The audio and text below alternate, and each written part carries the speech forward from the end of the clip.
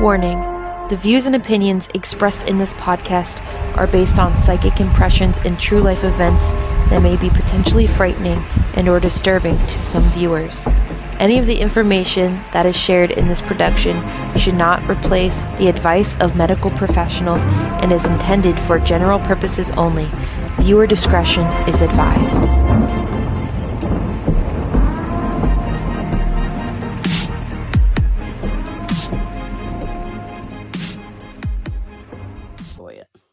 Take a little hit of this matcha, because every time I drink the matcha, it's like something else come to me. This matcha is spiritual. Spiritual matcha. Hashtag spiritual matcha. There's something spiritual behind matcha, I bet. A side of matcha. Yeah, a la carte matcha. I was Googling spiritual effects of matcha. That's fine. Tell me, because I want to know. It says uplifts your spirit and brings the mind and body into harmony. Yep. Spirit food. Matcha is rich in L-theanine. Promotes a state of relaxation. Gives you a little feng shui. Nice. Yeah, I can tell. It's definitely something spiritual to it. You can use it in meditation. Interesting.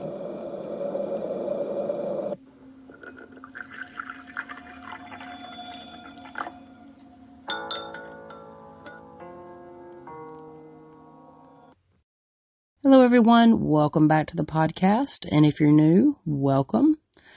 Myself and my co-host Emily are two mediums that specialize in the paranormal. Our purpose is to shed light on what goes bump in the night. That's why we call this podcast Lights at Midnight. I want to start off by telling everyone Happy New Year.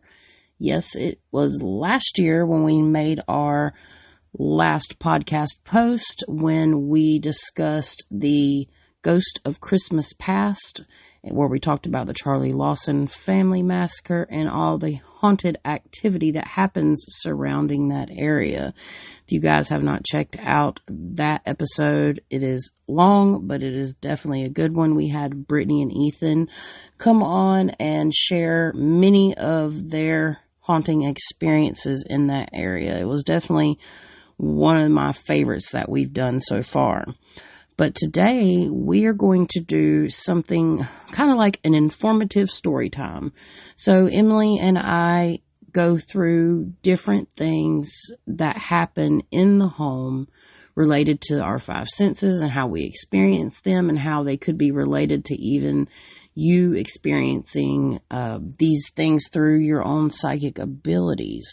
So as we were recording, we ended up having a really neat idea that was birthed from us just kind of getting ready for the podcast. Basically, we're going to start a little series here and there where we have spiritual tea time. So we'll be spilling some spiritual tea today. That's what we're going to call these types of episodes, where we inform listeners of different things regarding paranormal activity or whatnot. And we're going to be learning about psychic abilities and different type of spirits and stuff.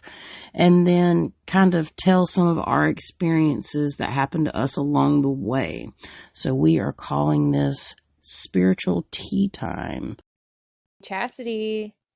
Yes? What is the name of this recording? Voices, Shadows, and Clairs. Oh my. Oh my. Oh my. So today we're going to kind of be tying in what we did in a few previous episodes. If you guys have heard them, we did haunted person versus haunted place and then haunted objects. So we're going to be elaborating on basically what happens during a haunting. So we're going into basically a haunted location, haunted place, but we're going to be talking about the things that actually can happen and discussing why they happen and maybe have a little story to go along with some of these things. And me and Em have been working for the last little bit on a list, a comprehensive list, to kind of group some things together and maybe get a clear definition of how all this works. So, In we'll addition be to like how we experience hauntings through our five senses. yes. So, basically, your five senses, your hearing, touch, taste, smell, and sight. So that also goes along with your clairs or psychic abilities. And plus, there's a couple more that, or can be included. But we noticed a correlation when it comes to our senses versus our psychic senses. So we kind of made a little group here of things for haunted houses. It would be your place, what happens in your environment or the place that you're in, versus what happens to the person, and then even other people's or other like beings, like animals and plants and such. Yeah.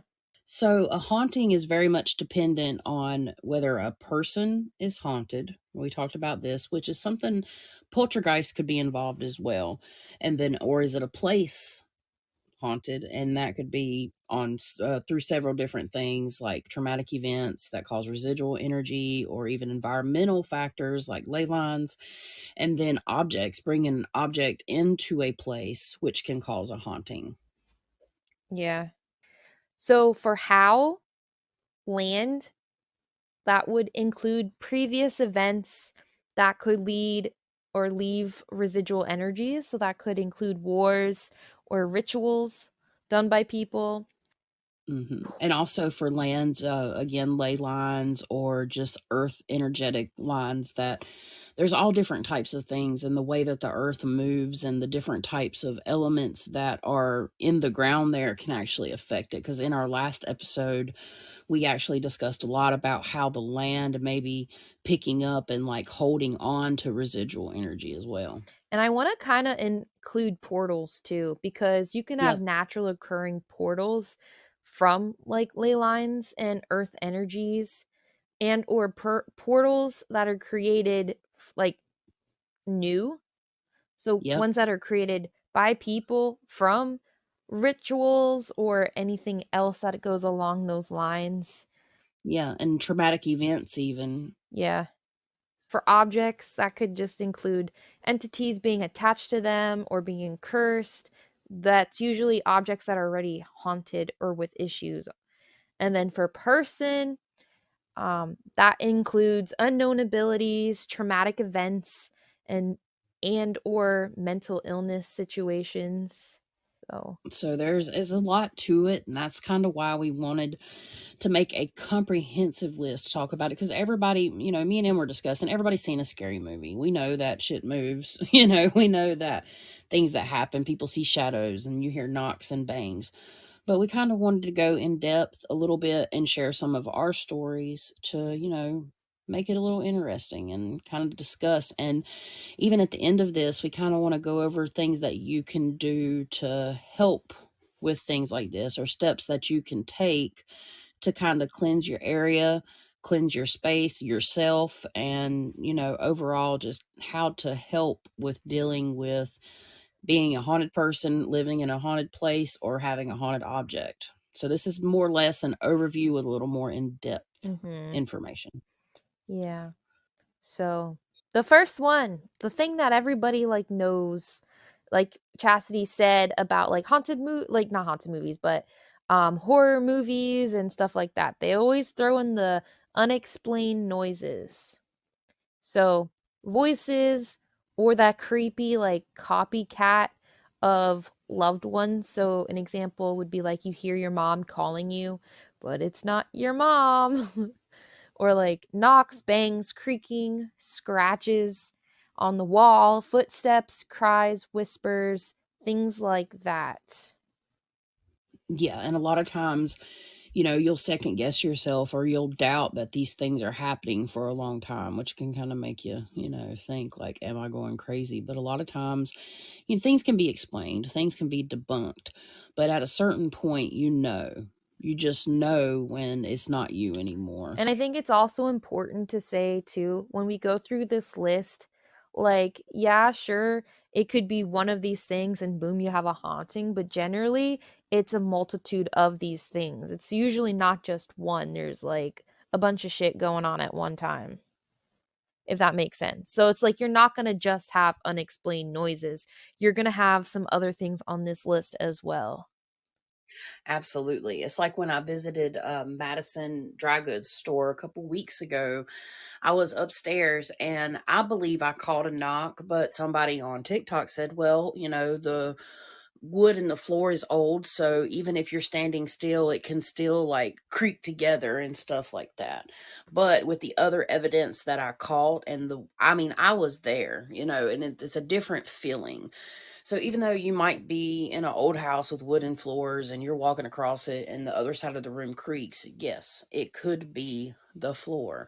But if you're having these other occurrences going on, you're having other things happen, you can only debunk so much before it becomes, classified as what you could call a haunting. Yeah, and for those without abilities who can't just be like, okay, there's footsteps going on, but could it be like if you live in one of those twins? Like I live in a twin, so we have another side of the house that someone else lives on.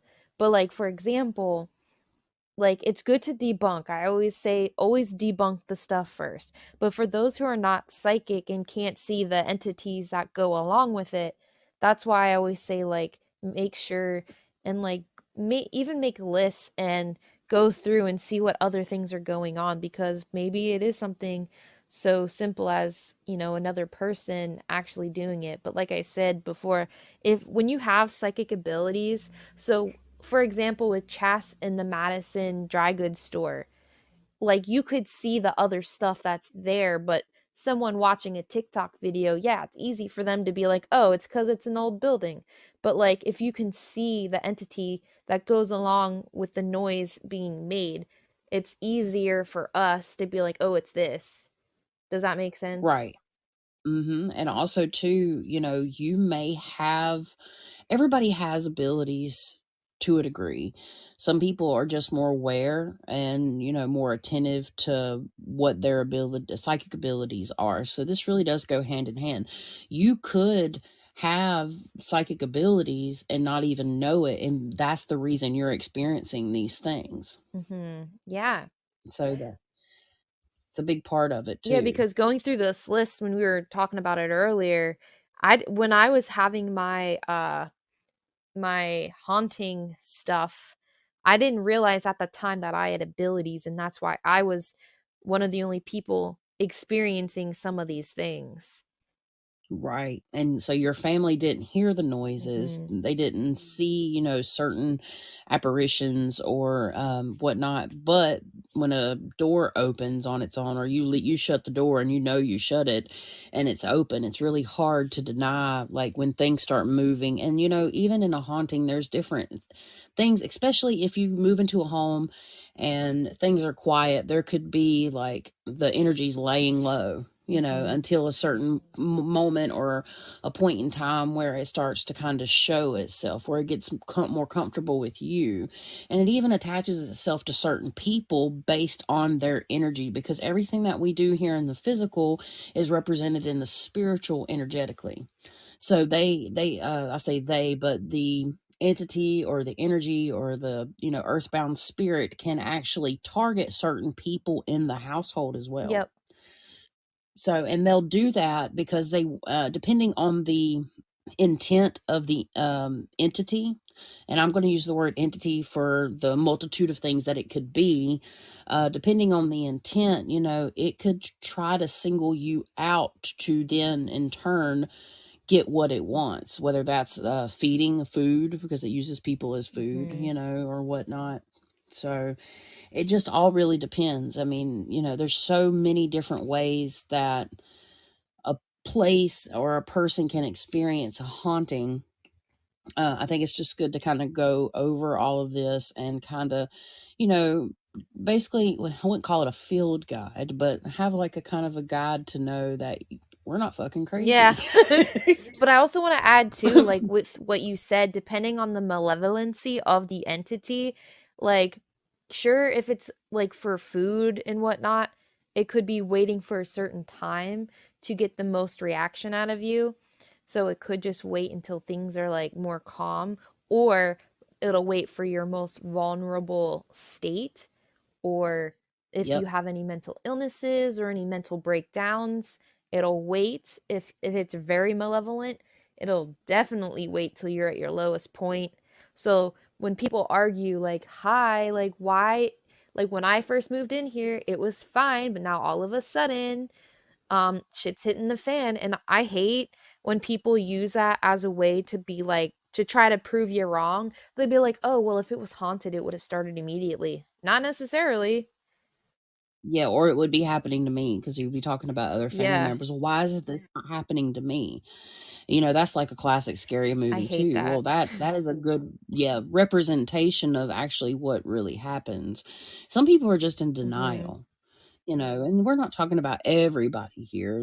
This a true blue haunting. The hauntings are more so depending on how well you are attuned to your environment and your surroundings. Other people may not be as tuned in as you are, therefore you'll pick up on more stuff wherever you go. Mhm. Like me and Emily, we can pick up on a lot of things. Certain people may pick up on it, with the different types of senses we were talking about, the clairs and stuff, and not even realize it. You can walk around and be clairaudient or clair cognizant, for example, and not realize that, hey, these aren't my own Mhm. thoughts. And that's how people end up getting, mentally disturbed sometimes. Now, is this the case all the time? No. Like we've said at the beginning of all of our, episodes, that we're not medical professionals, but we're speaking in terms of hauntings themselves.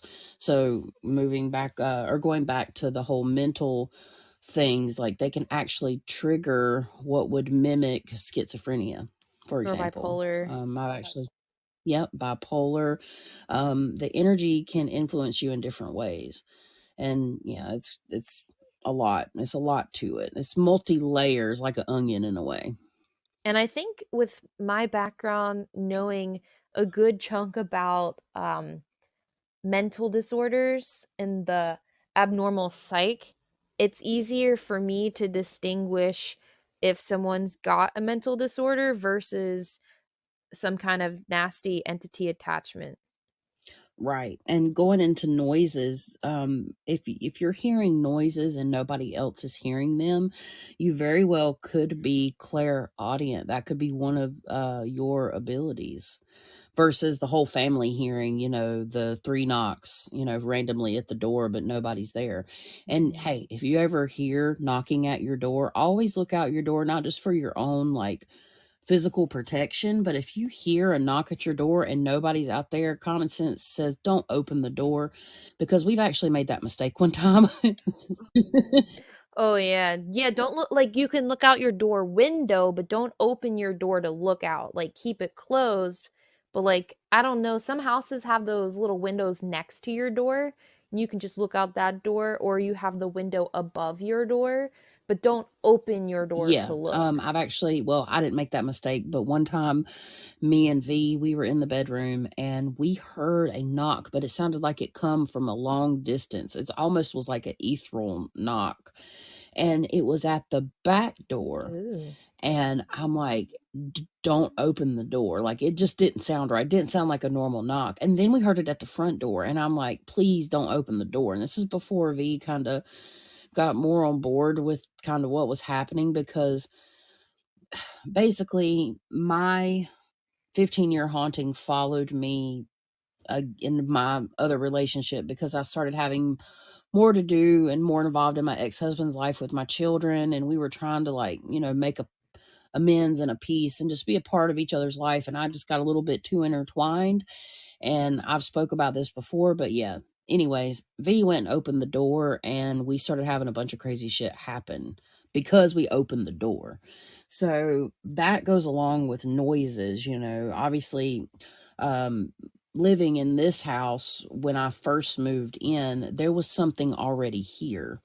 and it was like a big black blob, and we would hear something, and then we would see like this black shadow rush down the hallway and disappear. It was like a residual energy though.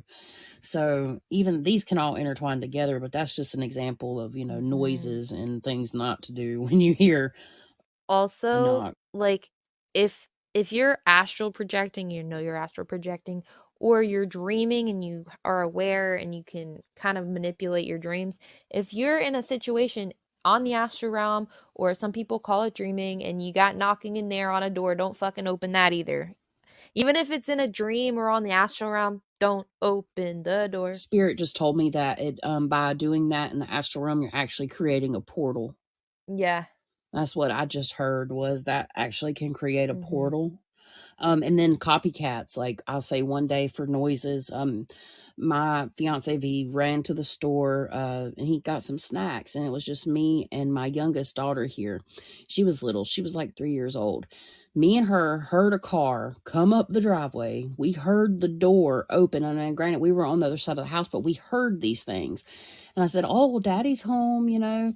And I said, "He's got your snacks." And because I heard V come in the door and say, "Ivy," and I'm like, "Go see Daddy." And she run in there and she come back. She's like, "Daddy's not here." And that was around the same time that we had the knock at the door. And I can't tell you what happened first, whether it was the knock or that. That was one of the creepiest things when we talk about copycat voices, because entities do have the ability to do that. And that was one of the examples that happened to me. It was really, really Now, scary. my one question is too is how much, now we know entities can do that for sure, but what about residual energy of that? Cuz okay, so I was just shown this to my like okay, one thing that used to happen at my parents' house a lot is I'd hear the garage door open like with my dad, kind of like how you were talking about V coming in through the Uh-huh. door. But I used to have that a lot, but with the garage door opening, and I'm realizing I would go open that, like, I would open the garage door, the inner Uh-huh. one, to see what it was, to see if my dad was home, and I just heard, "Yeah, you let shit in when It's you did very that too." possible. That's probably similar to like the knocks, and then opening the door. The copycat entities, there's something about them that make them in my well, that's to go, I guess, with what we were talking about before. But as far as the voices and something mimicking somebody's voice, I think that's a Mhm. specific type of entity. Which what is it? There's another one. Is it what's the name of it? It just left me. Skinwalkers.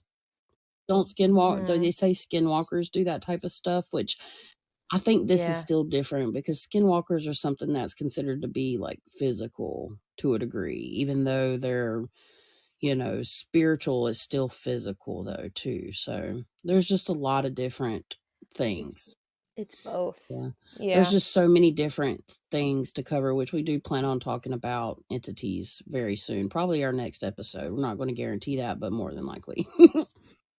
Mhm. Yeah. And then for me, like I said, I would hear the garage door opening a lot.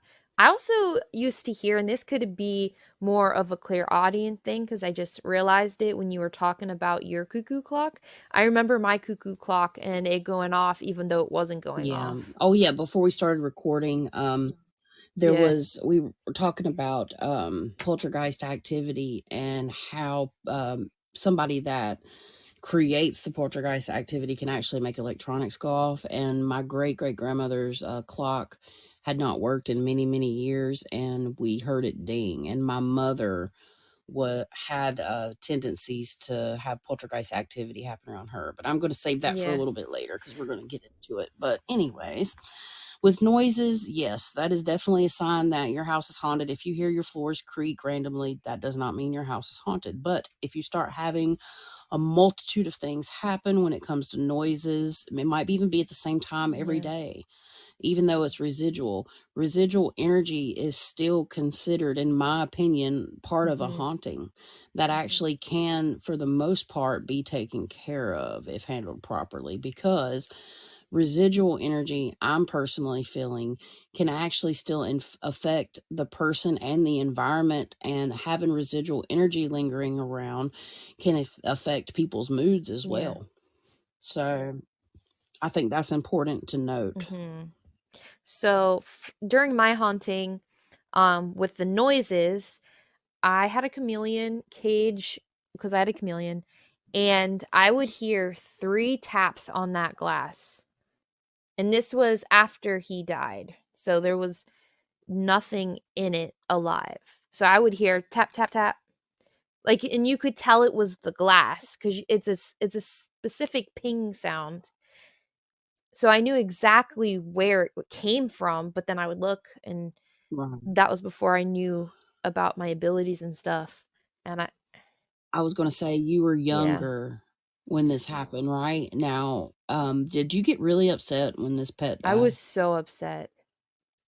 That's why it was tapping on the glass, because every time it tapped on the glass, it made you think about the death of your Yeah. pet and in turn fed off of that energy. That's just what I got because I see like a Yep, fingernail I going tick, remember tick, seeing the tick. fingernail too. That's weird because I see like a long, nasty Yep. looking fingernail. And yeah, that was that mm, I'm gonna say that was like entity Mhm. interference for sure. More so, maybe even than residual. Like that was doing it on purpose to Yep. upset And I you. think that's what killed That's my crazy. we'll get to that towards the end.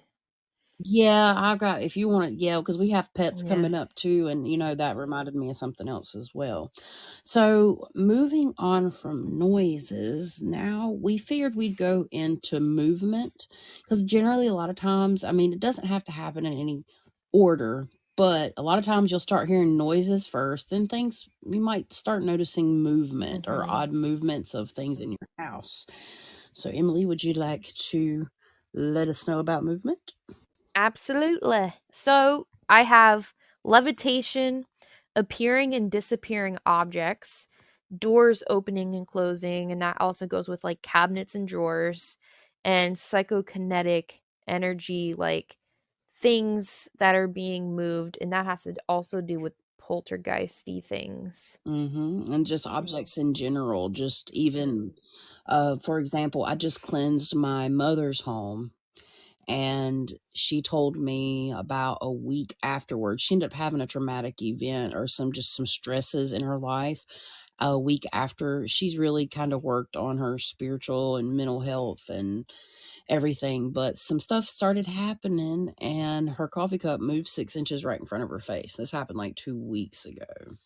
So, movement can be a lot of things, a lot of different, it could be different types of, of course, entities doing it. So, levitation generally takes a lot, for example, to happen. And a lot of times, levitation is associated with very negative, malevolent energies. But if your door's left open, that Mhm. could be, just for example, you shut the door gets open, that could be an earthbound spirit. But even earthbound spirits can Yeah, be malevolent. So don't that's doubt true. that. But yeah. Yeah. I had an experience in my parents' house where I was um sleeping in my bed in my room, but this is when my room is moved upstairs.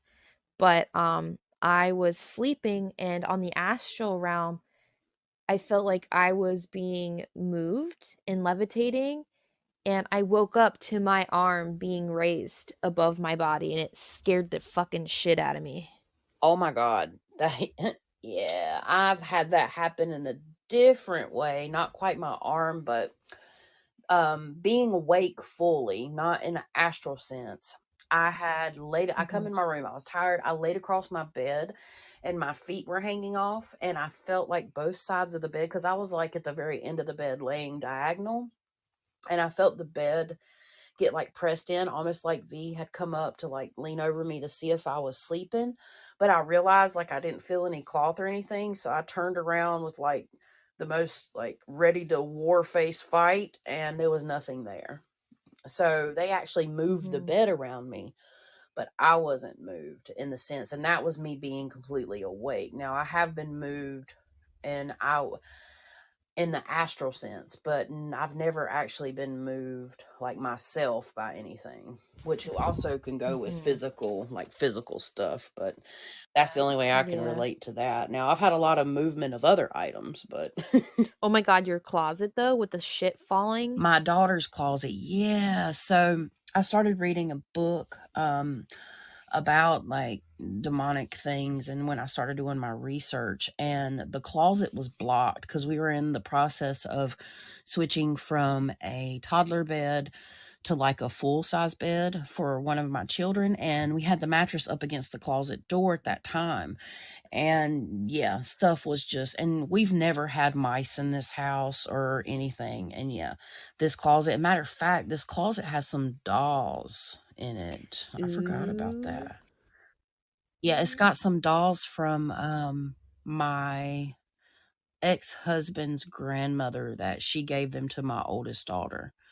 But yeah, so when I was reading this book, I actually would like bless this part of my room actually with holy oil, because stuff started moving around in that closet and the kids couldn't get in it, and nobody had been in it because we left it there, because we have drawers for our clothes, and that was just actually being used for storage at the time. And I have one where I was in my parents' house.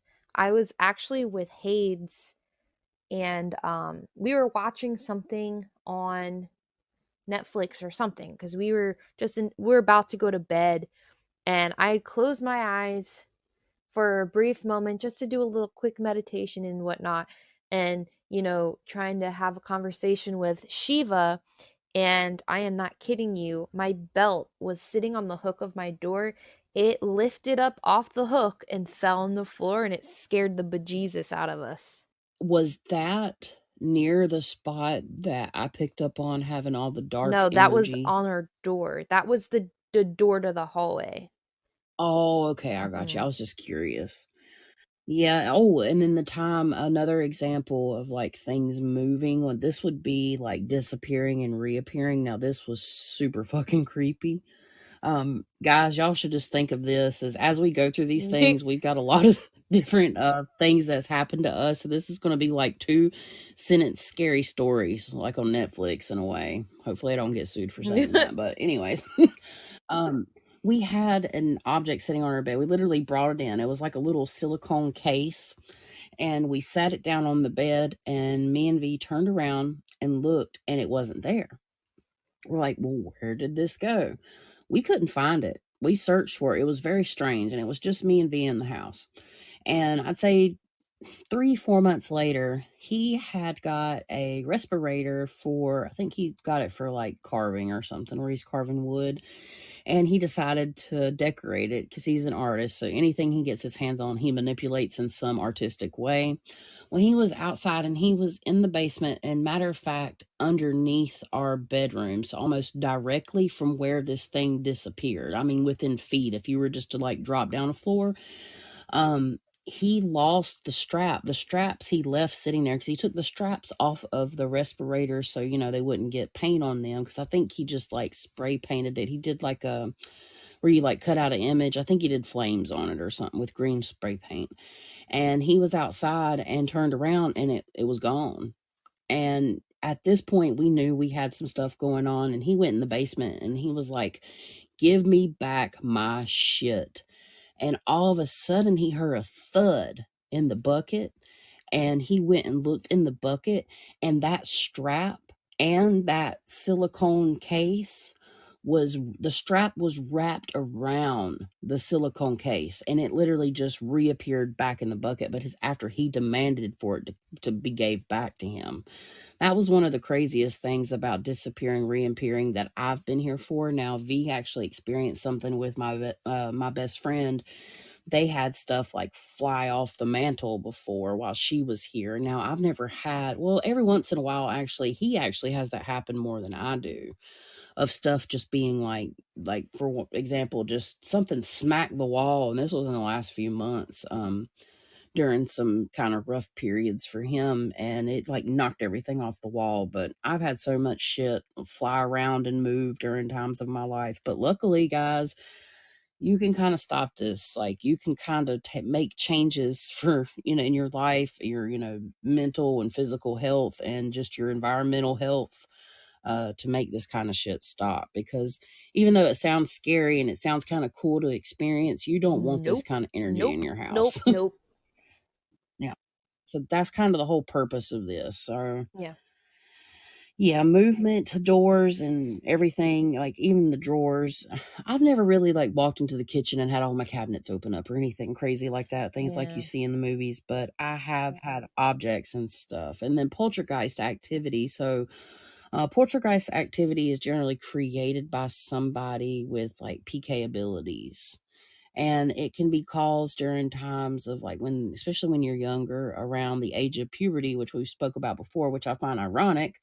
When you have a lot of emotions, it's kind of running on emotional trauma. So when somebody with PK abilities gets really upset, then certain things can start Mm-hmm. happening, including the movement of objects or sounds or whatever. But I've also heard that this actual energy can, continue to pour out of this individual and in turn create and manifest an entity that can develop its own Yep. consciousness, which is where poltergeist activity I becomes the agree. most dangerous. So, and that kind of falls under, moving objects. So, my mother, when she was younger, she swears that she used to be able to do this type of stuff. She would get mad. She kind of had a rough upbringing, and she'd like fight with her mother or my great grandmother, which was her grandmother. And she said that she would like slam the door. She'd be sitting on her bed and slam the door, and she has no reason to lie to me.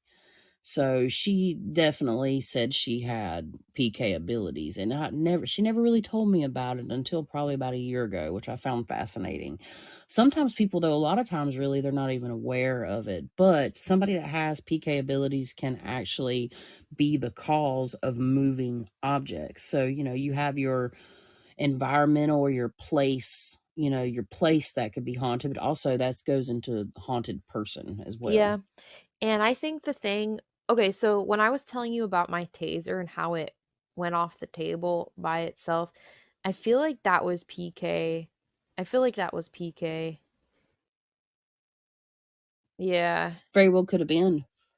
Because as we've talked, I mean, it makes me wonder if you emotionally, if you've had like some issues, back in the day and then expressed them, because you're kind of like a portal in a Mhm. way. We've talked about this, and and I don't know if you want to elaborate on that yet, but it Yeah, makes and sense. even another psychic has agreed that I am like a vortex of energy.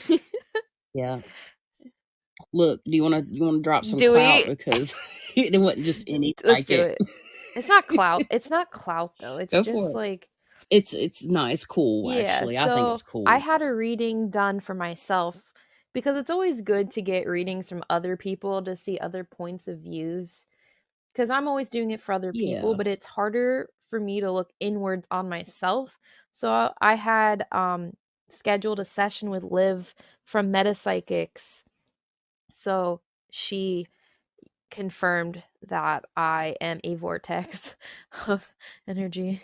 Yeah, and it's something that I've actually talked to you about a Hmm. while back. So I had actually said something to you, and then she said something to you, which is kind of interesting. I mean, I'm not trying to say, anything about Yeah. me. I just thought it was cool. Like, she validated that for me because of things that have happened in the past with Emily. And I'm like, Emily, I think you're a vortex. I think you're drawing shit Yeah, in because somehow. I was opening portals too, and I didn't understand how or why they just would appear, and it had to do with Hmm. astral projecting and how I do it so often. But I feel like in those instances, it was when I was forcing it. Yeah, and I agree with that, because the way I found out is I actually did a astral or remote viewing walkthrough of Emily's house because she was having quite a bit of trouble, and I ended up I could even, when I was doing this, y'all, it was crazy. I could feel like the hardwood on my feet. My feet were getting cold. And I'm visually walking through her house, and I saw 3 portals. I drew out a picture and everything in her bedroom, and come to find out, um the way what I was seeing was in reference to how she was cleansing her house. So I mean, I'm not trying to say anything bad, but it's good for people to know how important it is to cleanse your house properly, because Emily was doing it inappropriately, unfortunately, which was locking a lot of energy in her bedroom in the corner. And it was creating like this black mass on the astral realm, or what, what people Mm-hmm. call the nether, or, whatever. And she had I was seeing multiple doors in her bedroom, but in some of the doors, one of the doors was black, and then two of the doors were full of like colored light, and they were entrances and portals that had been created through her astral projections. But she was able to fix that with properly the feng shui of her Mm-hmm. cleansings. Basically, she was able to fix that, but it was bunching all of that negative energy up into the corner of her bedroom, which was probably like causing a lot of the stuff that was Yeah, happening in and her that's the house. importance of knowing. So, like, that's one thing that there's a lot of misinformation online about. So, it's very important to make sure you Hmm. do it right. I'm not going to name any names, but I'm Yeah. just saying it's important to know because you get a lot of TikTokers, a lot of YouTubers that say the wrong stuff and then you do it wrong and then you have this Yeah. happen. And I think part of the reason in my parents' house there were so many issues were because I was doing it wrong because, I trusted the source and yeah. Yeah. Yeah, and I mean, I encourage everybody not to take our word for it, because at the end of the day, our experiences and everything that we learn is based on our perception, and everybody has a different type of perception, and somebody else will be able to give you more information than Mhm. even us, and vice versa. So you've got to do your own research, and you've got to, like, I mean, it's good to find trusted sources, but you really got to make sure you know what you're doing before you start trying to take matters into your own hands.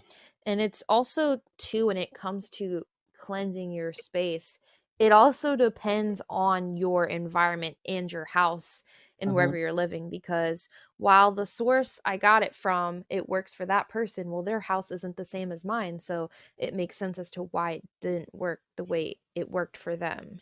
Right. And we're going to go through at the end of this and Yeah. just briefly talk about, like I said, about kind of how to do certain things. And we'll probably go ahead and cover a general rule of thumb for cleansings at the very end when we Yep. get done with the rest of our stuff.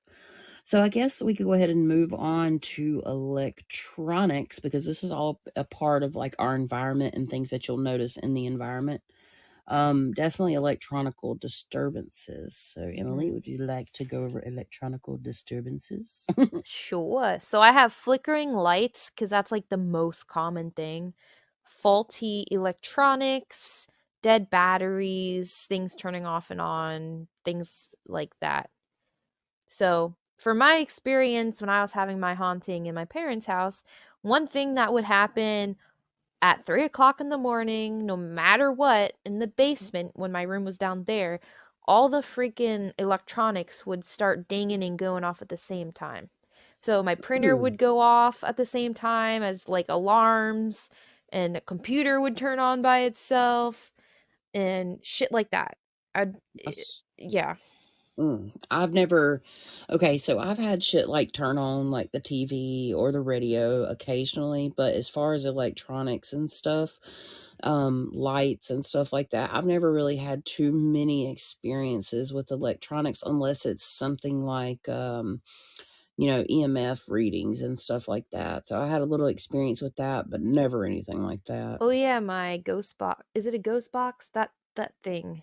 So yeah, basically the spirit box. Oh, some people call it ghost box, spirit box, but it's the thing that sweeps through the radio stations, and that thing just cut Mhm. on It's out on of nowhere while my you were talking to her. Instagram. So if you want to see it, you can go on my Instagram and look at the little video I did because I did a screen recording. Yeah, yeah, I remember that now. And that would be your example of, Mhm. electronical interferences. Like I said, I don't have too many. The only other thing that I And think, if I can. oh, I was gonna say, and so what happens with that is it has to do with the mechanical energy and the kinetic energy. When you have like an earthbound spirit, for example, because the kinetic energy isn't compatible with the mechanical energy and vice versa, it causes some issues and they know it. That's why they do it. Mhm, and because everything's made of energy and it can affect, other electromagnetic fields. That goes into, like, electromagnetic fields as well, because that's how, they're drawing energy. The higher the electromagnetic field, the more energy is available for things to happen. So they draw actually, you know what? They draw off of it because when I was in my basement before, like years ago, this was probably about a year after I moved in here. And so we're looking at like maybe a decade ago.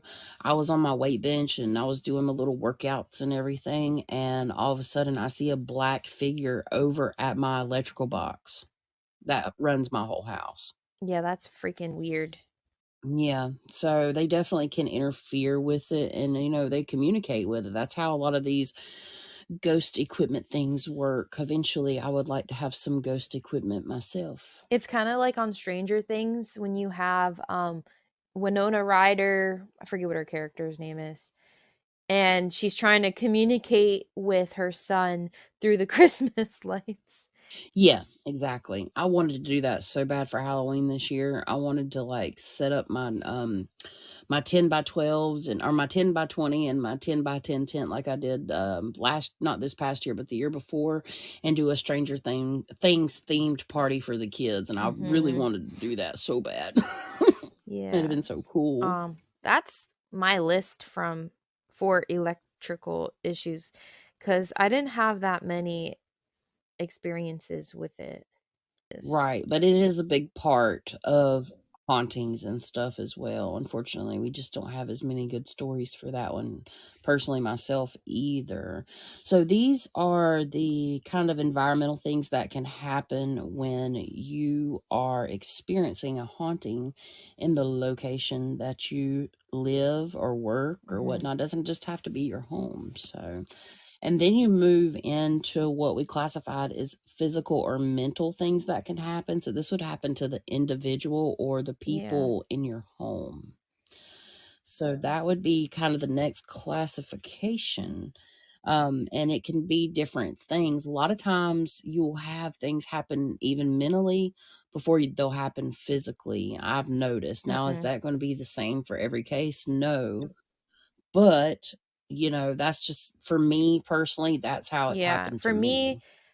it's both at the same time. Right, right.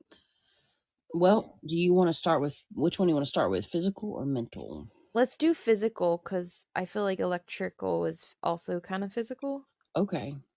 So physical, I have like shadows, apparitions, like seeing things. So that's like with your clairvoyance if you have that, but this is mostly with the seeing. Physical illness, so like rashes and scratch marks and stuff. Bug infestation, and then I put cold and hot spots. Right, so and because you're gonna sense those. So, I mean, physical, can also it can be related to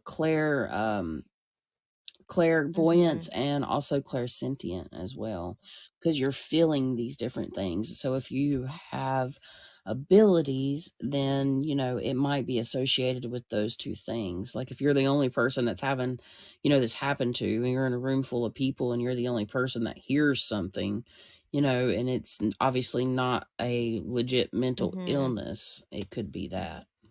So I wanted to add in touch because we're doing physical and touch is physical. And I don't know about you, Chastity, but I've been touched by negative entities before and it's not fun. Mm-mm. No, I've been touched by spiritual energy quite a bit, but not as many stories I think as you've told me, honestly. But I do have that happen a lot. I think my resting bitch face is pretty strong, even in spirit. So, I've So, had I've well, been well, touched playing video games, like someone touching my hair. I've literally been tackled and body slammed on my bed while I was fully awake. I wasn't even sleeping. Yeah, yeah, and that's I crazy. literally felt like someone broke into my house in this new house and like tackled me and it scared the fucking shit out of me. Yeah, and I've never quite had those experiences. I did share though where the bed had got smushed down, and then that was while I was awake, and in the astral I got my legs picked up. But this past week, unfortunately, V lost a family member, and he's been ill for a while, but he was at home. It was Christmas Day, and I saw a woman in my mind's eye standing beside his bed, like tending to him, and I knew that his, like, we didn't know, it just happened so fast, but I knew honestly that it was, time was shorter for him because he was sleeping all the time. He was in transition, and I walked past him. I was like 3 feet away from him, and his wife was sitting on the bed with my, holding my daughter, my youngest daughter, and something touched me in the top. I thought it was like a fan string, how you pull to turn your fan on or whatever. There was nothing above my head, but something touched the back of my head, like right at my crown chakra. Matter of fact, it wasn't crazy creepy, but it was like, whoa, who Yeah, it's touched me? kind of like enough to know that there's something there. And I shared in one of the previous episodes the night that we got done recording with Dead Serious Investigations. Something present, like, walked in, a presence walked into my room, and I smelled cologne, and then like it goes numb. So there's different types of touches you will experience. You might feel pressure. Sometimes you'll feel tingle. Like it might be like your limbs or the part of your body that's being touched goes numb. There's different ways, and that's when you're awake, not necessarily being in the Yeah. astral. And I've had, even recently, just being touched enough for me to feel it, but like on where my hair, and it's like I can feel them touching my hair, but yeah, I don't like it. No, it's kind of creepy, and it's, sometimes the touches are not always malevolent. Sometimes they're past relatives. Sometimes, I think sometimes too, but it's easy for me. It's easier to tell if you're very alarmed by being touched, and there's, it's invasive, because there are people that have experienced some extreme cases where they are touched in ways that nobody should be touched unless they want to be. So that's where things start crossing the line, and that's where you move into the realm of like incubuses and succubuses. But we're trying to stay out of the demonic realm for the most part in this. We're mentioning some more malevolent things, but even human spirits are, that were once human, they still descend and can become, lose their humanness where they didn't pass on and go to the light where they stayed behind. So that is possible though too, Yeah. just to add in. And then now we're gonna go to smell. So if you have random odors or smells, for example, like let's say you have a deceased grandmother and she liked to smoke a pack of cigarettes a day and she had a perfume that she liked to wear and you start smelling that, yeah, there's a chance it could be her. Yes, there's a very good chance. Um, if you're not able to discern spirit, it can be frightening. But a lot of times, my grandmother wore Charlie. We spoke about that.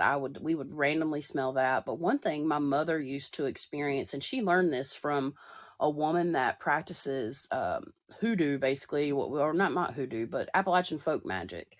And she taught my mother, if you smell like ammonia in your kitchen, somebody's getting ready to pass. So smells can indicate the presence of a spirit. They can also indicate events and certain types of Yeah, beliefs. and depending on the odor, so like I know we're not touching upon demonic stuff, but you know, that has been said that like depending on the odor it could be related to certain entities and stuff. So like the smell of dead meat or dead anything, carcasses or fecal matter, usually that could also be another indicator.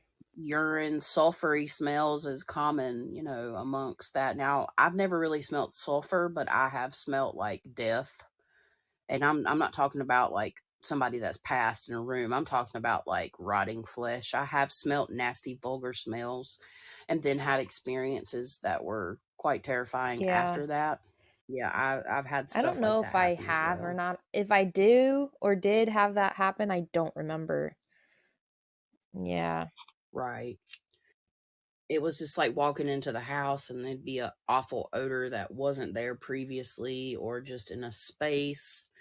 And certain places hold residual smells too. So smells, I think, can be like residual Yeah. energy as well. I feel like mold. too. And that one's kind of trippy because you could have mold in your house, or Yeah. it's like energy that's been stale and sitting there. Yeah. Yep. So we're going to move on to the next one, which I have as mental or psychological things of a haunting. So that can include Hmm. anxiety, feeling watched, nightmares, fatigue, mood swings, mental illness, clumsy, irrational behavior. And this is stuff that comes out of nowhere. So if you're someone, that never had any issues with mental illness or anxiety, and then all of a sudden it comes out of nowhere, chances are you might have an entity there causing them things. If you already have those issues, they can make them worse. Exactly. And this is a really big one because it not only is it somewhat taboo to speak about, in our culture, to talk about mental illness or anything associated with that, but it also, your mental illness can be associated to family curses. And, that's taboo in itself because, we're saying don't seek help. You want to seek professional help. We state that in the beginning. Do not use any of this information as, medical advice, but beware that when you go in and talk about curses and things of the such, that can be passed down generation to generation and cause you to have certain mood differences. So it is a big part of dealing with something that is more malevolent. Generally, just a trickster spirit's not going to get in your head and start speaking to you. Now, dealing with darker things, if you are clairaudient or have any of those types of abilities. And the biggest thing I always say is learning the difference between your own thoughts, divine whispers, and intrusive thoughts. And it kind of comes for me in different ways, only way I can explain it's different frequencies. But these, if you're perfectly fine, and then let's say you go to a haunted location, like for example, where I went recently to Madison Dry Goods and come back, and I did notice a shift in my mood. I noticed that something was kind of like lingering energetically, and it can affect my mood and your drive to do things that you like enjoyed doing before. Like I've kind of been a little more reclusive and just not as excited about doing things that I have been before since I visited Madison Dry Goods. And I feel like it may have affected my mental health a little bit. And knowing that, because there's nothing else causing that besides the loss of a family member, which is always sad in itself and can trigger things in your mind to kind of make you think more of your mortality. Just know by like visiting haunted places outside of just your location that you're in being haunted, it can trigger these things. So these are things you have to watch out for. Mood swings, that is really big with the area up in Stokes County as well. Like a lot of the men that are from there that have dealt with hauntings and stuff like that, overall energy really affects the men in a kind of a violent way. They can become violent, whether that's physical or mental abuse. And the women too. I mean, not just the men. I'm just saying from my point of view. But yeah, it can trigger you. You might just get angry out of nowhere. And that's what, causes a lot of issues, depression, all of that.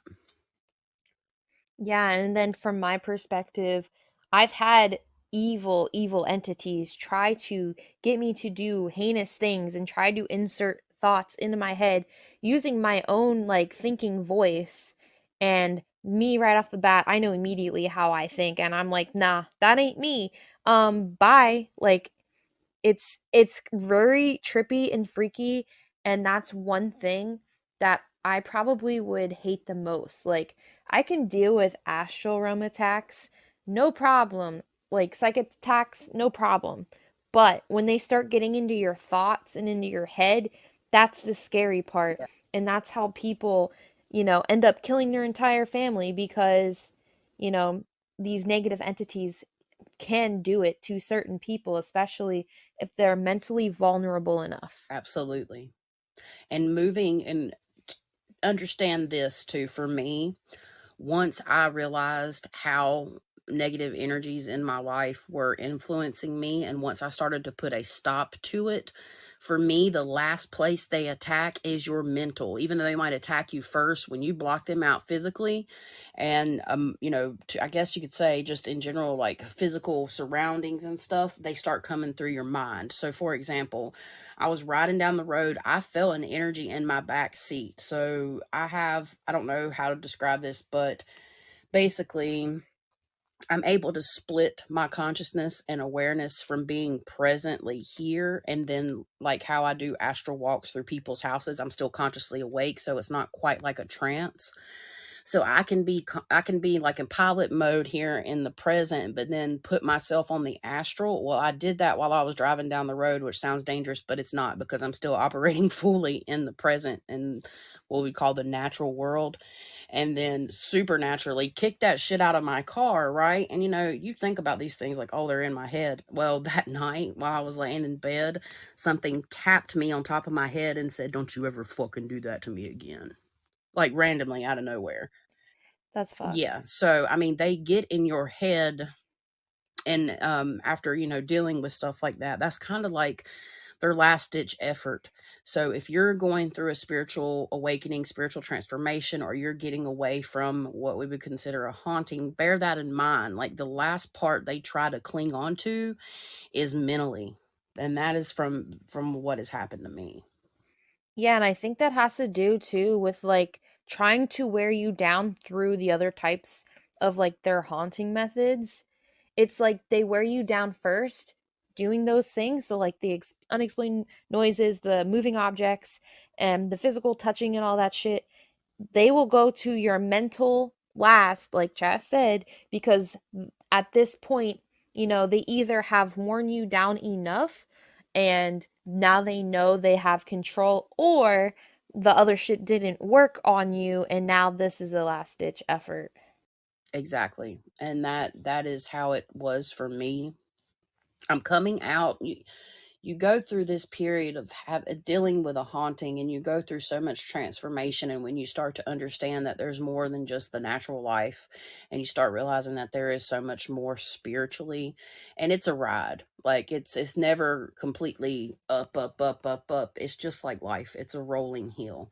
So, and I mean, even on the other side of me now, accepting that I have abilities, I've been validated enough by other people, strangers that don't even know that I know that my gifts are real, or my abilities are real. I still struggle sometimes because you always are moving through, but then things calm down too on the other side. Like in my home, I really haven't had much activity in my home in a while based on what the things that I have done, which we're going to get to some of that, later on, but just as a side note. And then the next and last one is haunting through like surrounding wildlife and animals. So this includes like birds flying into your house and dying, infestation of animals and or bugs, plants dying, dogs or cats freaking out over nothing, and nothing as in like quotation marks over nothing. Just weird animal behavior that they typically normally would not do. So, I have quite a few examples of this. So, I've had animals my entire life. Um, I've always had dogs and cat, and I even had a chameleon at one point. But so, my one dog we had actually on Christmas a few years ago attacked and killed my one dog. And like we knew it had issues, but it just was weird like how it reacted to things. Like I was her favorite person, and then everyone she would come into contact with, certain people she was fine with, but then other people it was just so weird. And then we'd have, animals barking or meowing at the wall, and then I had a chameleon, and that thing dropped dead out of nowhere. Like it died out of nowhere. And I'm very conscientious of my animals. Like when there's something wrong, like I notice immediately and I try to take care of business. And this thing fell ill and within like a day or two it was gone. That's awful. Yeah, it's tough. And, you know, animals, they already are more connected to the spiritual side, dogs and cats. A lot of times with cats, you'll know, like, if you have a cat that will sleep maybe on your bed or come hang out every once in a while and you're having spiritual activity in your house, cats will notice. So, for example, my cat was sitting on the end of my bed and my door was open and my fiance's at the door and my kids are running through the house. All of a sudden, I see like this ball of light come in my room and like go to the other side and basically out the wall. Me and the cat both saw it. The cat was like got alerted and everything, just sat up and watched it. So, you know, they even see more things than even a psychic person sometimes. Some people have great clairvoyant abilities where they see things a lot without being in their mind's eye. They physically see them with their eyeballs. But then also clairvoyancy can come in where you're looking, but you see an image on top of like what you're actually physically seeing. So clairvoyance can come in different ways, and animals have that ability already. A lot of them. I'm not gonna say every single animal, but yeah, my cat saw that, and then dogs, they'll react to things like they may hear like the ethereal knocks and bumps and bangs. They're very alert. Yeah, and Ghost, my dog, he I watch him a lot because he does astral project with me once in a while, and he's very good at that. And I do watch him like in the house and see if he's looking around at like walls and stuff, cuz to me that makes me more alert as well. And a lot of times he does see that stuff and I'm like, "Okay, I guess it's time to do a cleansing." Yeah, but the malevolent entities will use your animals against you, and they can make them sick and stuff too. Yep, I've had that happen, like where animals can absorb, in certain cases, negative energy, and they will do that for you. I've heard of stories where animals absorb sickness, and even, I mean, it's hard to kind of stay out of the darker, malevolent, or demonic entities in this because it is there's a lot to do with it. We're gonna make a totally separate video about that and go into or recording rather about that, but they can absorb illnesses, and illnesses can be attributed to a negative entity. They actually can manipulate, and it's through different ways, even magic. So, magic is very real, and people can perform magic. And I'm not saying all magic is bad, I'm just saying that people have had bad intentions can make bad things happen, and your animals can pick up on that too. Yeah, and with the plants dying, you know, I was told too that I should have plants. I've been told that by my guides and actually live from metapsychics too. And yeah, they're like, you need to have more plants. And my guides were like, yeah, it'll help protect you from the negative energy. And if, anyone releases an attack on you, the plants will take it first. That's why if they die all of a sudden for no reason, chances are it protected you. Yeah, definitely. And I've had the case, and also plants are reactive to your mood. So, like, if you are in a good mood, plants, there's a whole nother, that's a whole nother ball game too, because plants are actually spiritual as well, of course. And then they also have all the metaphysical benefits with the herbs and stuff. Like, I used to grow herbs in my yard, and I think this year I'm going to get back into it and start harvesting herbs for my own medicinal purposes as well. I'm I excited want to do about that that. too. I just wish I had a yard to do that with. Right. You can do it indoors. You can get your hydroponic system going, and the cops will come in and bust you for your rosemary. They go come in and but they'll be like, I mean, we saw the heat signature from the Yeah. helicopter, ma'am. And we just thought maybe you were growing marijuana. Yeah, that's funny. They'd probably want to do it with me in this place. Oh yeah, Hmm. especially. And it goes back to places having energy in itself. Like, we've talked about where Emily lives, it's more congested, but near where she lives, it's like well known for people basically being homeless and having a very bad disease and addiction to drugs. And that leaves a stain and an imprint on an area. I can't even imagine 100 years from now, if we're all even here before everybody's blown up by a bomb or whatever hell is going to happen, like how that's going to affect people living there 100 Yeah, years from because we're now. talking about Native Americans and stuff, but what about all the shit we're doing?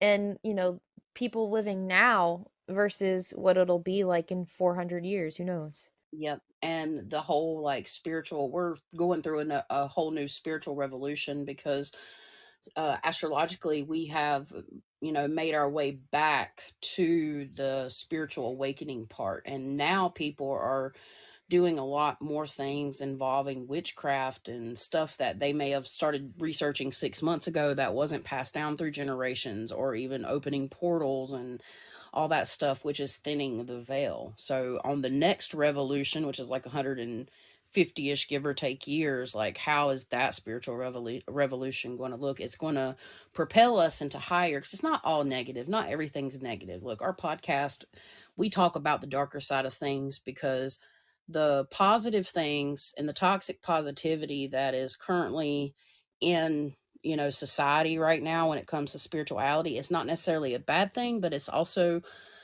good to know like the darker side of stuff, because people experience this. Not everybody experiences things in a positive light. Now, could that be part of their the psychological makeup of the things they've experienced and the traumas? Absolutely, it could be, but there is a way to start to handle that and move past these things when you start experiencing them. Because a lot of times it's why you have people like, for example, the Foreman brothers or Paranormal Nightmare. They go into places, they do cleansings, sometimes it helps, sometimes it don't, but it also depends on the person, because psychologically, if you're not well, then even if you are having mental issues that aren't associated with malevolent energy, they can easily come in and start manipulating you to do things to yourself and others, or your brain, because your thoughts transition into how you perceive the world, and it also like manifests things around you. So all this is really important in retrospective to talk about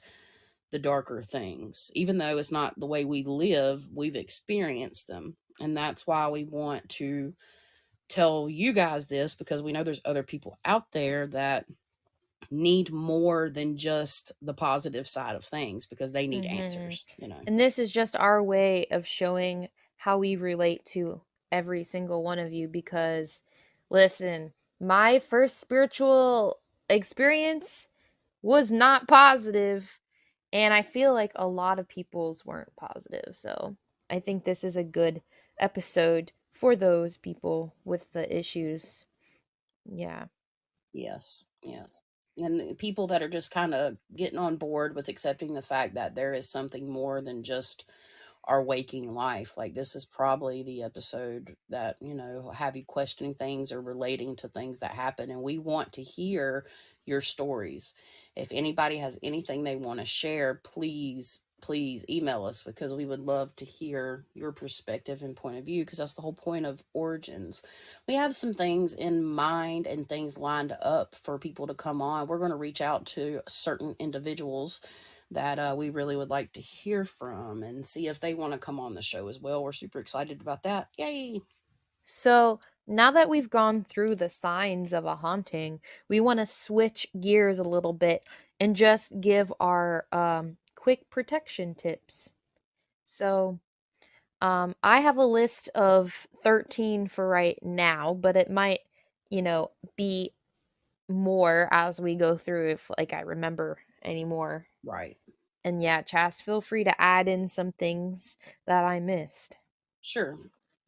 So, the first and most important thing I have here on my list is inner healing and making sure like you have a sound mind and all the health stuff is taken care of, because like we stated previously, negative things can and will try to go at your psychological state of mind. I don't know what you want to call it. But yeah. Yeah, it'll attack. So you have to have all that stuff, your duckies in a row, and at least start on your journey to healing your past traumas, because they come in and feed off the energetic, signals of those traumas. That's their food.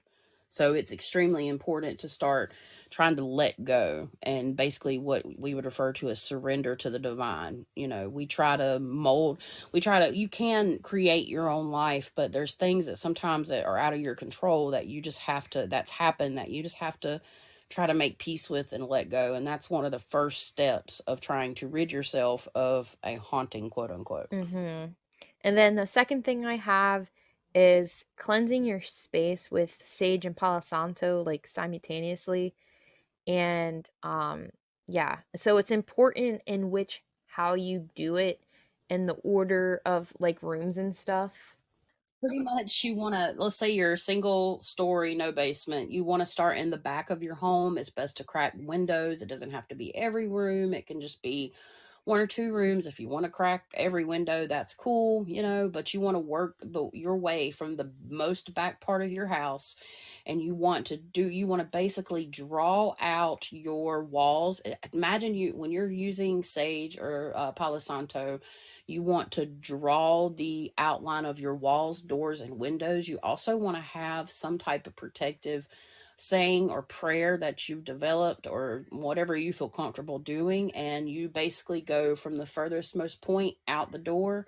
And you do that for every room in your house. And then you work your way towards your front door. Or if, like for me, I use my back door most of the time, so I don't consider my front door as the main entrance. I use my back door. So whatever your main entrance is, that's the last place that you want to sage, and that's where you basically move everything out. So you're pushing everything out the door. As I'm saying this, I saw something across the room just move. Mm, I just sit here and said that I haven't had anything happen. you Maybe it was my eyes. jinxed it. Anyways, fuck that. Fuck that. Anyways, yeah, maybe I need to cleanse. But yeah, you want to do that. I also use incense every day. Like I use them almost every day. I have different types of incense for different Mhm. things, different manifesting things, or just purification. And a routine is really important for me, doing the type of work that I do.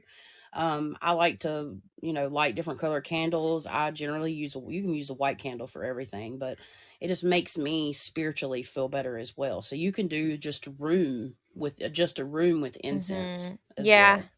So if you have a two-story house, you start in let's say you have a two-story house in a basement.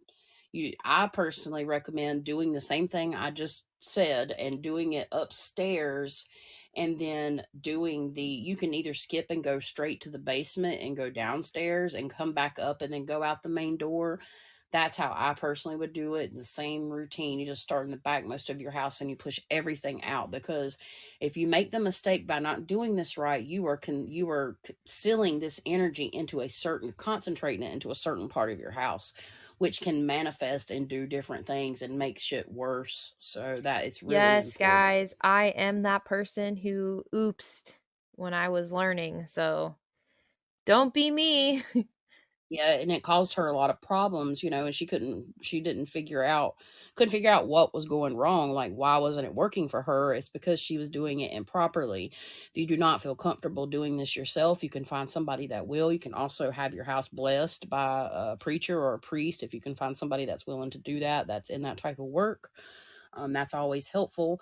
You can also use holy oil to do this as well, or holy water to do this as well. It doesn't have to be Palo Santo or sage. There's also tons of different types of herbs, like rosemary is very protective and Mhm. whatnot too. So you just covered number 2 and number 6. So the protection candles and incense, and we got the holy oil and holy water. And then for number 3, I have be clear with ascended beings. You want the thing gone. Yep. You got to cut that attachment. You have to be very precise and be like, yeah, this thing that's going on, I don't want it anymore. I don't want this thing here anymore. It needs to go. Yep.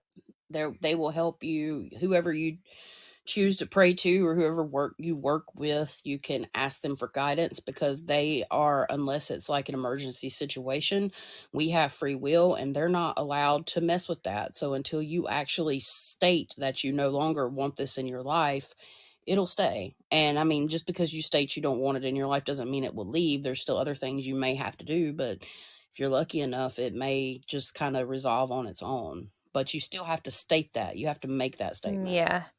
And then number 4, practice light or spiritual shields or barriers. Yes, bring in the gold light. Or if you can't visualize gold light, use blue light or any light that you feel more confident with. Yeah, and it's sometimes it's a natural thing. So like for me, I can it's something I did even before I started doing any type of spiritual practices where I visualized a stream of golden white light coming down from the top or from the heavens and surrounding your body. That is a protective from the divine. So that is the light of the divine. But like when I do my light work and I project my light is like a light blue. I don't project golden bright light. I more or less, and this is from my perspective, it's light and white, but it's like a whitish blue light. I don't know why, but that's Hmm. just me. For me, it's usually just white light.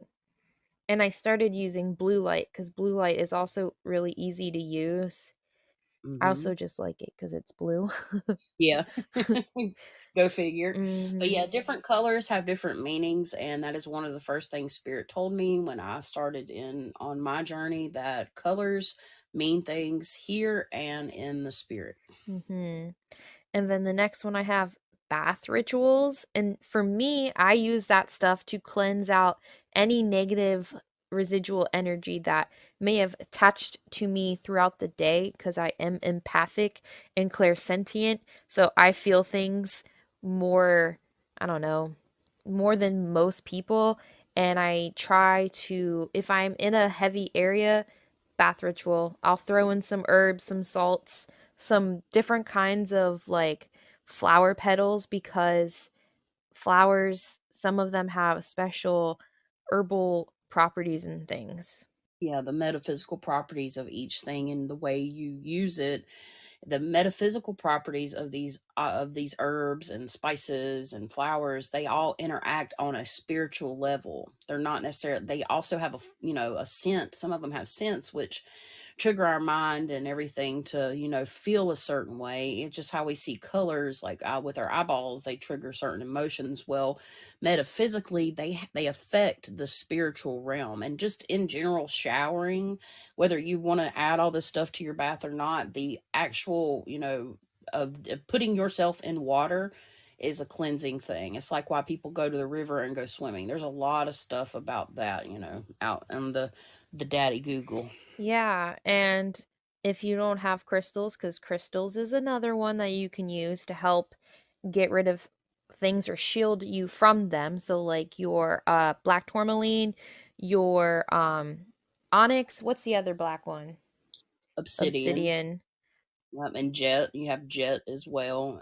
Each metaphysical property of each crystal again interacts with energy. It's all related to energy and spiritual side of things. So you have those. The first thing I did when I started on my journey, something told me to take my black obsidian stone and put it to my third eye.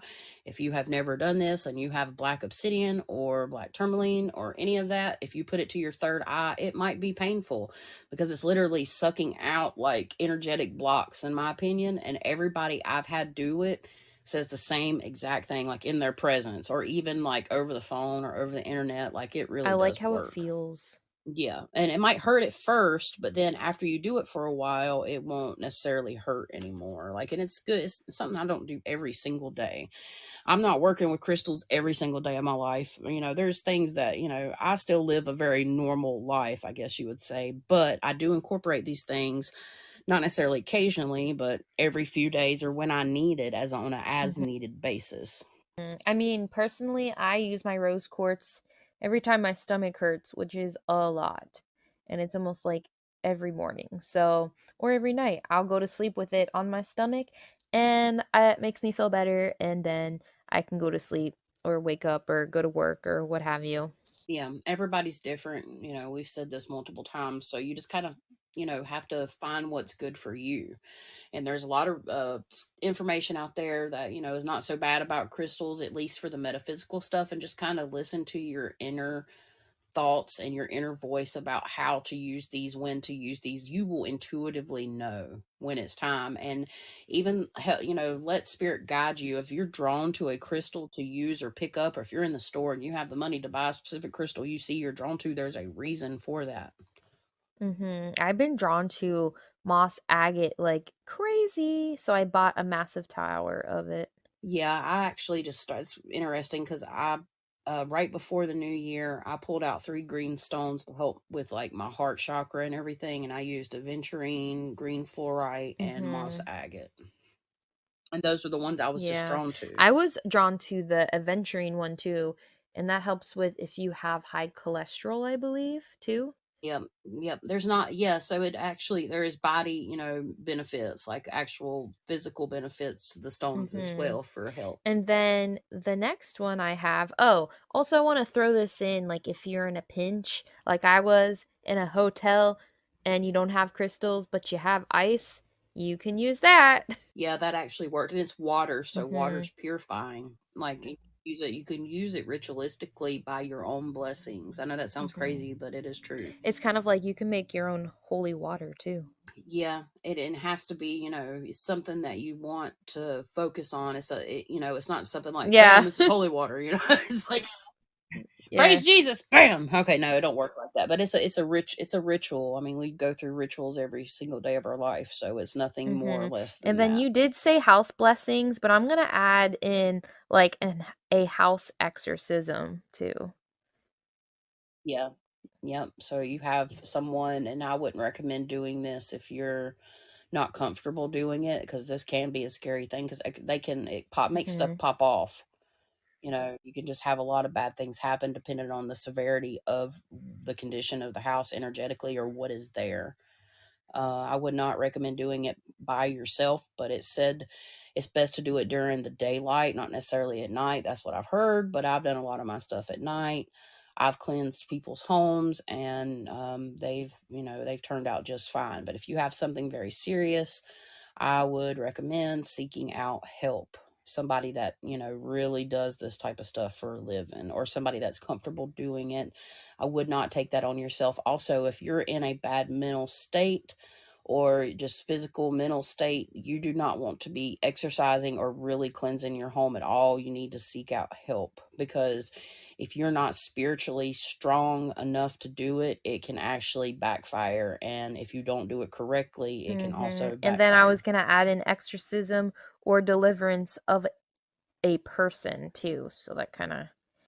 Yeah, so the people around you, it might not even be you, the people around you.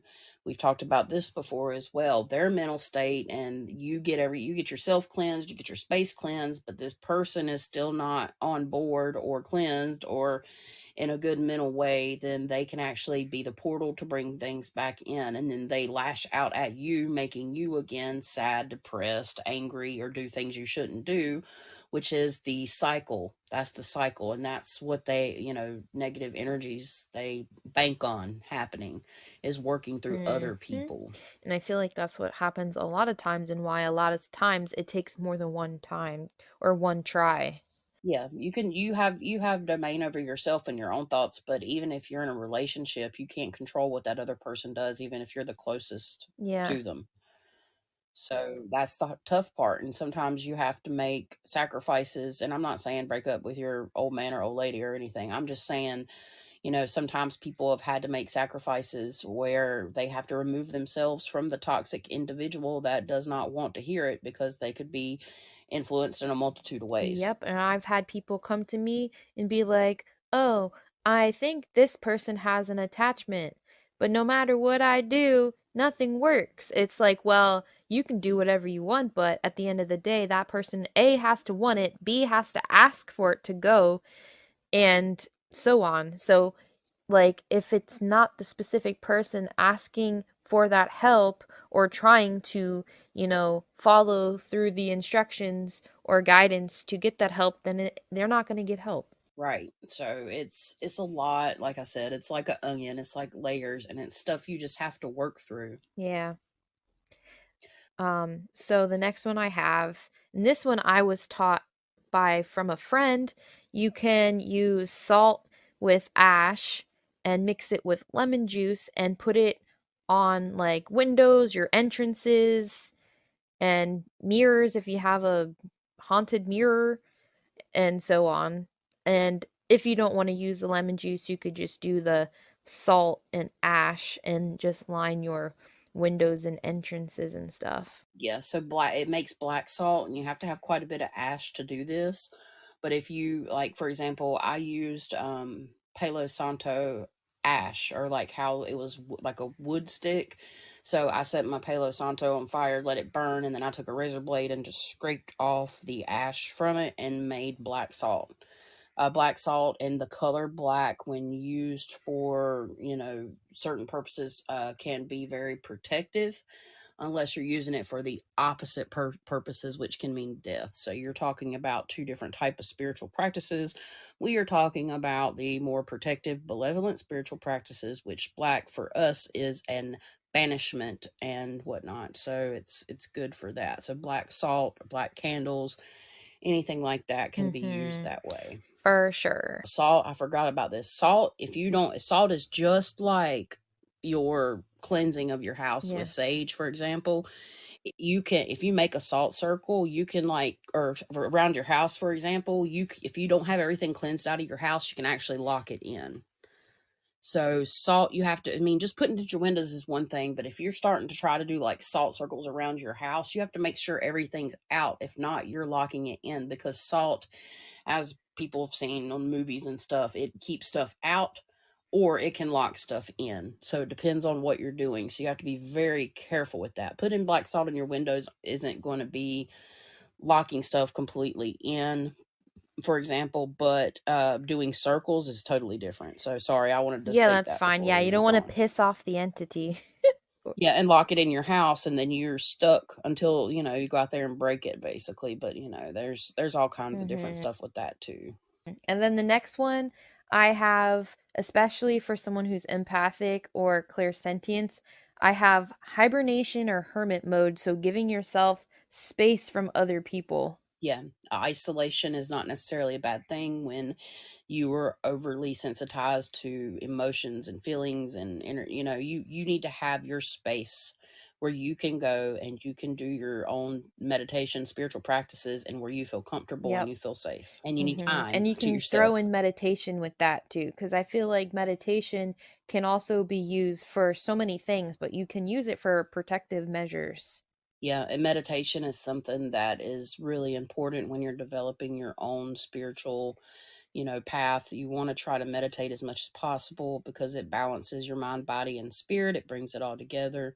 And I just saw another light. I saw a blue light over there as I said that. So sometimes when I speak things that are extremely important or validating, I'll see lights. But for whatever reason, those big blue dot above my door over there. So yeah, meditation is probably It's telling me to like, meditate. Chastity, we have to tell you something. Yeah, it's like, bitch, meditate. All right. And then the last thing I have is Reiki or energy healing. So that kind of goes with the crystal stuff, but at the same time, you can use it separately, like depending on how you do it. Yeah, and Reiki can be used with crystals or just an actual healer. They don't always have to use crystals, but crystals is one way you can do a form of Reiki on yourself. If you don't want to go and pay the money for that, if you have a corresponding crystal to each chakra, you can do a meditation with those crystals and visualize moving energy throughout your bodies. I generally start at my toes and I move up to my head and start trying to balance out my chakras the best I can without somebody that is a Reiki healer or a Reiki master. But you can seek out those services to help balance your energy. There's people that do trauma Reiki, like that move people past traumas and all kinds of My stuff and guides such. just told me, they're like, don't forget to tell him to go outside. And I'm like, oh, ground yourself. Yeah, yep, that's important, is going out on walks in nature. You definitely, if you can be barefoot in situations like that, that is really important. It doesn't have to be that way, But if you can walk outside just barefooted and just be in the moment and be present, that is the biggest thing. It's probably one of the hardest things for people, in this generation and the generations before and, all between now, because we have so many distractions. We're all so busy. You have to remember to slow down and take your time and just be Mm-hmm. present. I kind of want to throw in like cleansing your cards. Like if you're a tarot reader, like cleanse your Oh, cards, yeah. guys. Yep. You need to, if you're doing readings or multiple readings, even for yourself, it's best to use smoke or light. That's what I personally use. I like Mm-hmm. candlelight the best. White candles, I like doing that, or you can do them with stones and Yep, I crystals do too. all of that. Yeah, it's good. It's just it clears out the energy from the previous reading. I do it almost every time. I don't think that's 100% necessary unless you're jumping from client to client, but if you're just using them for yourself, you might not necessarily have to do that every single time, but personally, if I use them for somebody else I'm doing it, I use them between readings. It's just something Mm-hmm. I choose to do. Yeah, and I So, feel like the store-bought ones are good to do it with. Um, I was told the ones that I'm making, they're special, so I don't really have to do it with those. But for the store ones that you buy, you have to because of the intention of the cards. right. And she was told that not just by her guides, but Yeah. by Liv from Metapsych.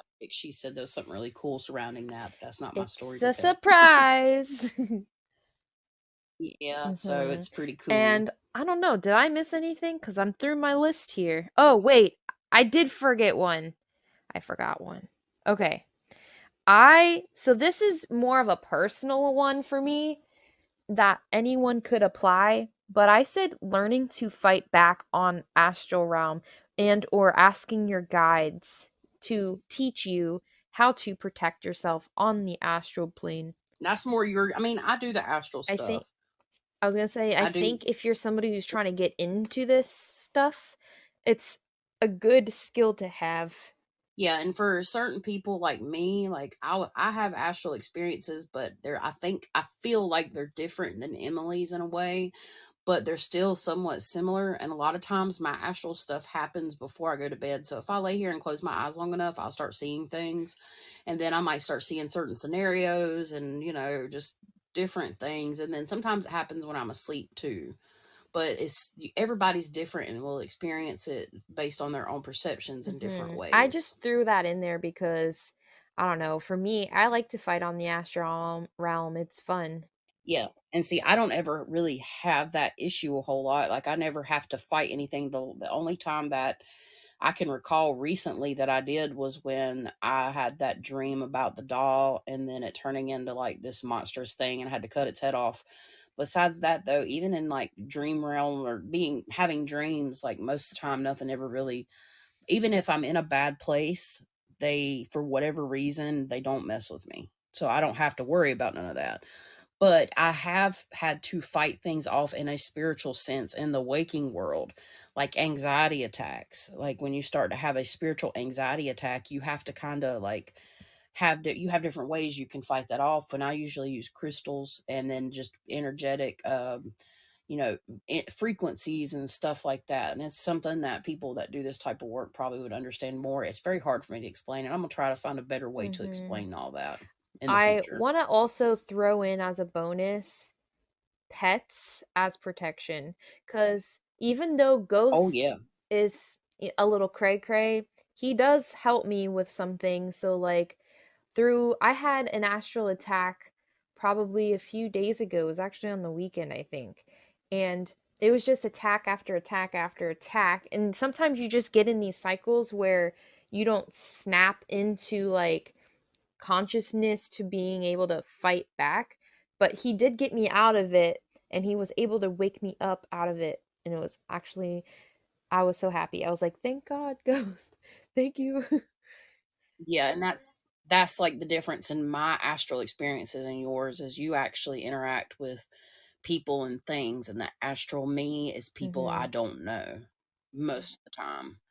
It's and like my animals, they help me more on the physical than astral stuff, but I from knowing your chart and stuff, it makes sense. I'll tell you a little bit more about that later because I don't want to spread your business. But depending on your astrological chart will determine how you experience these things, and it also can determine what your strongest psychic abilities can be at certain times in your life. You may start out not being clairvoyant, and then you have an astrological shift that will throw you into more of a quote unquote seer. And we'll get more into that when we cover like psychic abilities and more in depth. But if you're experiencing things like this, and you very well could be experiencing them through the clairs. That was the whole point of this, is like to show, if you're having these experiences and maybe other people aren't, maybe you are a psychic and not know it. You might not be a psychic medium, because that's different than just being psychic. Psychic is, intuitive, you experience it, you feel it, but the medium part is where you actually communicate with all the clairs. Just because you're clairvoyant, doesn't mean you can actually communicate with the spirit world. That's what makes you a medium instead of psychic. And then if you're a medium, you are a psychic too. So you're a psychic medium. But yeah, guys, that kind of sums everything up. I don't think there's anything else I would personally like to add to this episode, unless you have anything else. Got a lot of things planned that we would like to do in 2023. Hopefully we can get our Patreon up and going soon, but Emily's been dealing with some medical issues, and then I'm actually coming down with a little bit of a cold, so you may notice a difference in my voice throughout this podcast. That's because we had to do it in 2 parts, because I started feeling pretty bad in the last one and had to take a break, so it's a little earlier on the next day. We have a lot of things coming up. So, guys, we really appreciate you checking us out, as always. You're super special, awesome, and we love you a lot. Hey, if you have a haunted story you want to share, you can email us at lightsatmidnightpodcast@gmail.com. Get in touch with us there. We'd love to hear from you. We really appreciate y'all hanging around and checking it out. And yeah, thank you so much. We are super excited to bring you some super awesome content. We really appreciate you guys checking us out. Thank you to all that took the time to listen to this week's episode. Your support means the world to us. And remember, all of us have the ability to shine brightly and shed positivity, even in the darkest of places. Stay safe, stay well, and light it up!